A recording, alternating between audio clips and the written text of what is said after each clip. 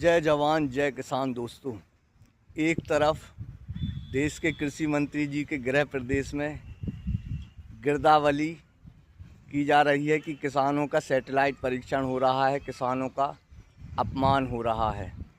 दूसरी तरफ प्रदेश सरकार द्वारा ये कहा जा रहा है कि मूंग को 25% ही मूंग खरीदी जाएगी एमएसपी पर। किसान का जो बाकी का उत्पादन है वो कहाँ जाएगा, ये सोचने वाली बात है। तो ये सब कंपनी राज है दोस्तों। जैसा मैं आपसे कहता हूँ कि ये सब जो है वो कंपनी राज है कि कंपनियों को फ़ायदा पहुँचाने के लिए अब किसान को जो है वो एमएसपी अब नहीं मिल पा रही है, और उसका जो अनाज जो है वो प्राइवेट प्लेयरों के सामने जो है वो रख दिया गया है। जैसा आप जानते हैं कि अमेरिका से जो ट्रेड डील हुई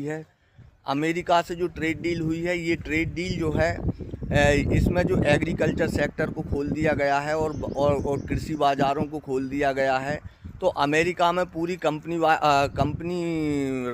कंपनियां खेती करती हैं और पूरी खेती जो है वो मैकेनाइज है, लेकिन भारत के किसान के पास खेती मैकेनाइज नहीं है। भारत का किसान जो है वो सब्सिडाइज नहीं है। उसके बावजूद भी इस ट्रेड डील में ये कहा जा रहा है कि अमेरिका से फ्री ट्रेड की उन पर 0 आयात शुल्क से वहाँ से कपास आएगा, मक्का आएगा, गेहूँ आएगा, और दालें आएंगी, सोयाबीन का तेल आएगा, दूध से बने हुए प्रोडक्ट आएंगे। तो सबसे बड़ा सवाल है कि भारत के किसान के बाज़ार कहाँ होंगे। तो ना देश के कृषि मंत्री जी इस बात का जवाब दे रहे हैं, और उनके गृह प्रदेश में जो गिरदावरी जैसे काम किए जा रहे हैं कि किसान की ट्राली में भरे हुए अनाज को उसके खेत में देखा जा रहा है। ये बहुत शर्मनाक है दोस्तों।